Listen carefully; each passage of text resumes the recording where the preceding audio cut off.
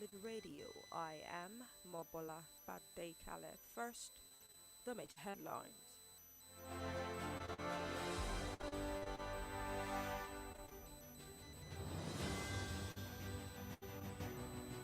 Federal government commences payment of benefits to deceased doctors. Makinde seeks upgrading of Ibadan Airport. 6 million COVID jab to be delivered to 27 African countries next week. And in the world of sports, Guinea reverses decision to withdraw from Tokyo Olympics.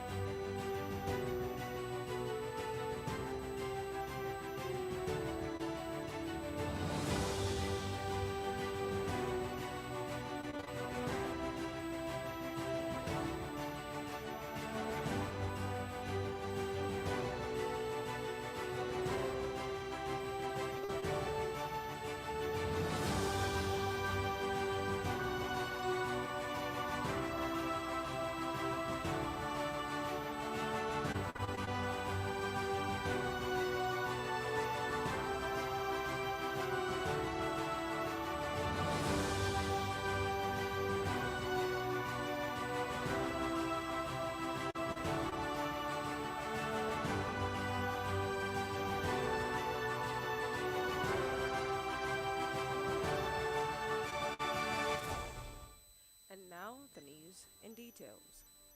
The federal government says it has commenced the payment of death benefits to deceased doctors and other health workers under the group life insurance. The Minister of Labor and Employment, Senator Chris Ingige, said this at the end of a meeting between federal government representatives and the Nigeria Association of Resident Doctors (NARD) on Thursday in Abuja. Ngige described the meeting as fruitful and tendered evidence by the Office of the Head of Service of the Federation to show that insurance companies have started paying up on the residency training fund, which is supposed to be in 2021 budget. Ngige said the budget office of the Federation tendered evidence to show that 4.3 billion due to them was captured under the personnel cost and service-wide votes.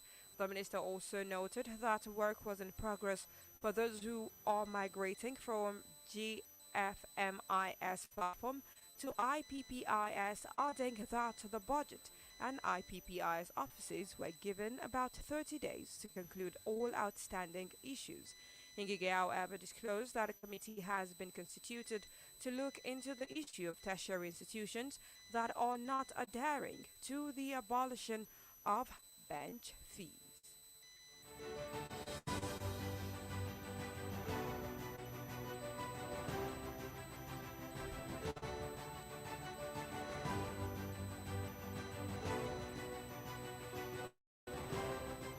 Nation agitator Sunday Adeyemo, aka Sunday Go, on Thursday appeared in Benino's court in Cotonou on immigration-related offences and is expected back in court today.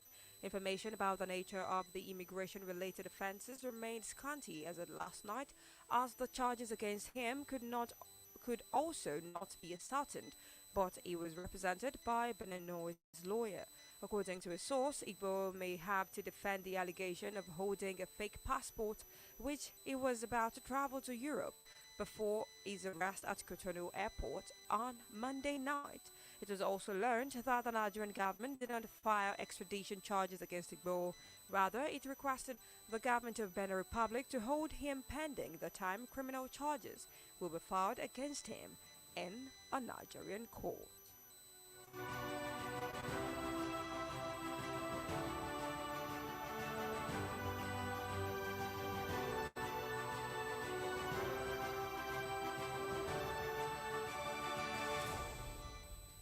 Oyo State Governor Sheyi Makinde yesterday urged the federal government to uplift the standard of the Ibadan airport. He said turning the airport to a regional airport will benefit the state and the national economy. The governor, who spoke in his office while hosting the Joint National Assembly Committee on Aviation led by the chairman, Senate Committee on Aviation, Senator Smart Adeyemi, and his administration, had commissioned a study that showed up that a public-private partnership arrangement would fast-track the planned upgrading of the airport to an international standard. He said the state was willing to lead the change to turn around the airport if the federal government would agree to hand over. Makinde said the Ibadan airport should serve as an alternate airport to Lagos, adding that instead of diverting international flights to Accra in Ghana, Ibadan would serve Nigeria better. Enumerating the benefit of the airport if upgraded, he explained the effort of his administration aimed at improving the standard of the airport, including the rehabilitation of adjoining roads as well as provision of basic facilities at the airport. He, however, advised the federal government to collaborate with the state government in its resolve to uplift the airport.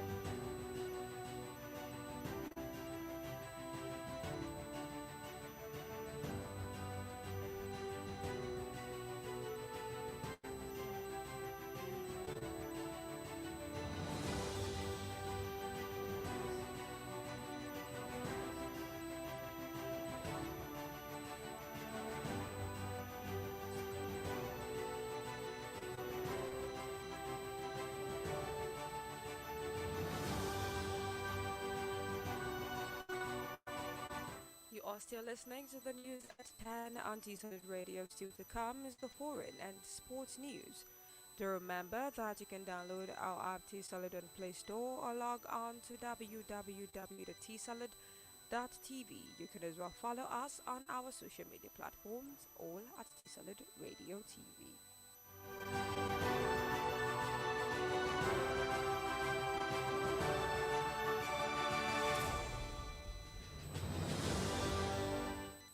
And now to some foreign stories. The African Union will deliver 6 million jabs of the single-dose Johnson & Johnson coronavirus vaccine to 27 African countries next week. The Africa Centers for Disease Control and Prevention, Africa CDC, says countries have already paid in full for the shipment.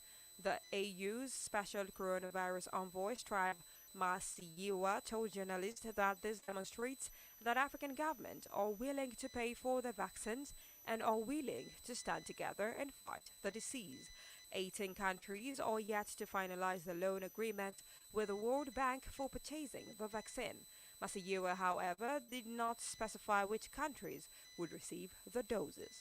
The AU's plan to vaccinate at least 60% of the continent's population by 2022, which is equivalent to 400 million people. So far, only 1.4% of the African population has been fully vaccinated.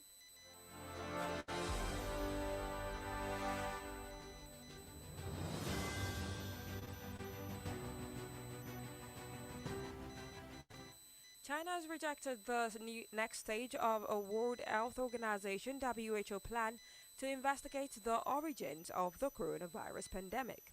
The WHO wants to audit laboratories in the area where the virus was first identified, but Zheng Zijing, Deputy Health Minister, said this showed disrespect for common sense and arrogance towards science. WHO experts said it was very unlikely the virus escaped from a Chinese lab, but the theory has endured.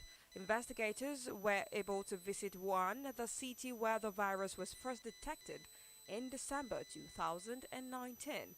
Meanwhile, earlier this month, WHO head Dr. Tedros Adhanom Ghebreyesus outlined the terms of the inquiry's next phase.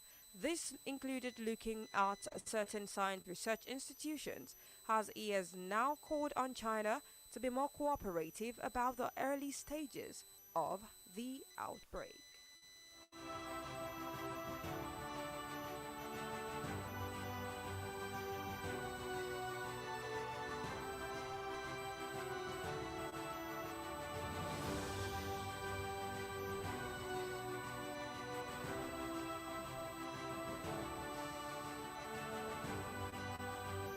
Supermarket depot workers and food manufacturers will be exempt from quarantine rules as the government tries to prevent food supply problems in the UK.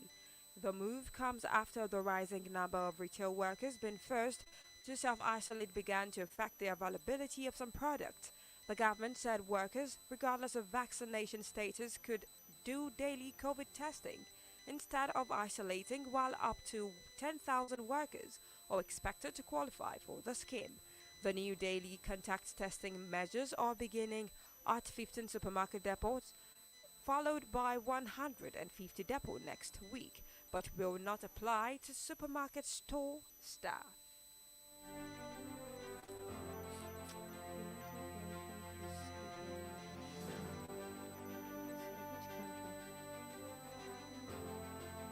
UK.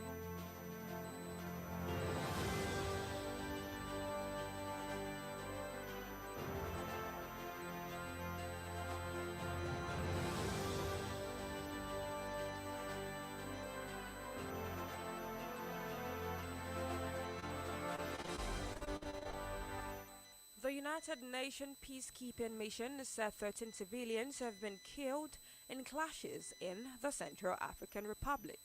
The MINUSCA mission said it found 13 lifeless bodies in Bongboto, about 300 kilometers from capital Bangui. It said in a statement that it would establish facts on this unfortunate incident and ensure that the suspects are brought to justice for the crimes. The country has been in turmoil since 2013 when Muslim rebels from the Seleka umbrella group seized power in the majority Christian country.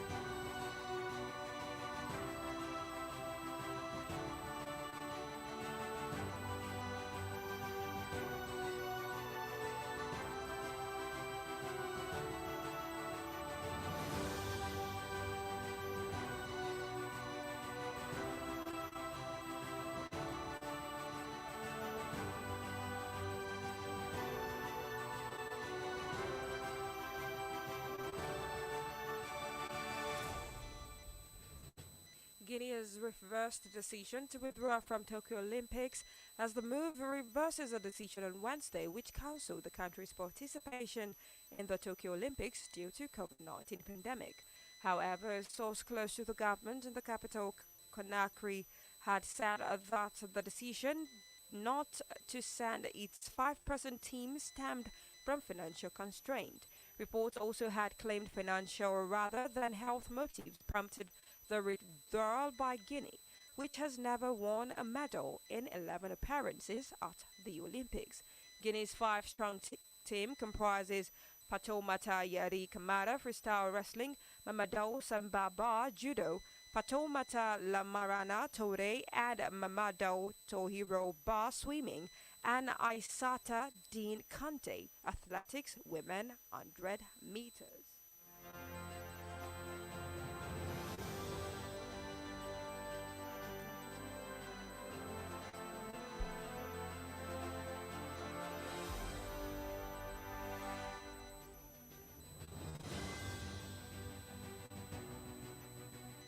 Athletics Federation of Nigeria President Tinubu Okowa has charged the track and field team at the Tokyo 2020 Olympics to rewrite their record of participation at the quadrennial games. Okowa is predicating his optimism on pre-games form of the athletes and the huge support received from both the Federal Ministry of Youth and Sport Development and the Nigeria Olympic Committee. Nigeria's track and field team has failed to win a medal in the last two Olympics, but Okowa believes the story will be different in Tokyo. The AFN head has also reserved special praise for the Minister of Youth and Sport Development for his effort in getting the athletes ready.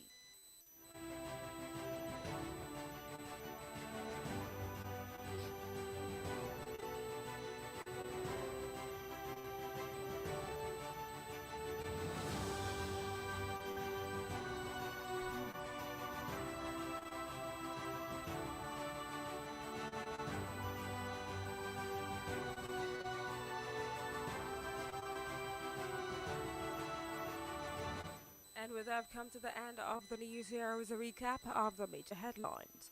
Federal government commences payment of benefits to deceased doctors. Makinde seeks upgrading of Ibadan Airport. 6 million COVID jabs to be delivered to 27 African countries next week. And in the world of sports, you heard Guinea reverses decision to withdraw from Tokyo Olympics. Ensure to go by all precautionary measures to stay safe from COVID 19 as recommended by the WHO and NCDC. Do remember that you can download our T-Solid on Play Store or log on to www.tsolid.tv. You can as well follow us on our social media platforms, all at T-Solid Radio TV. The news was compiled and edited by Akachi Chijioke. I am Mobola Bade Kale. Good morning and thank you for listening.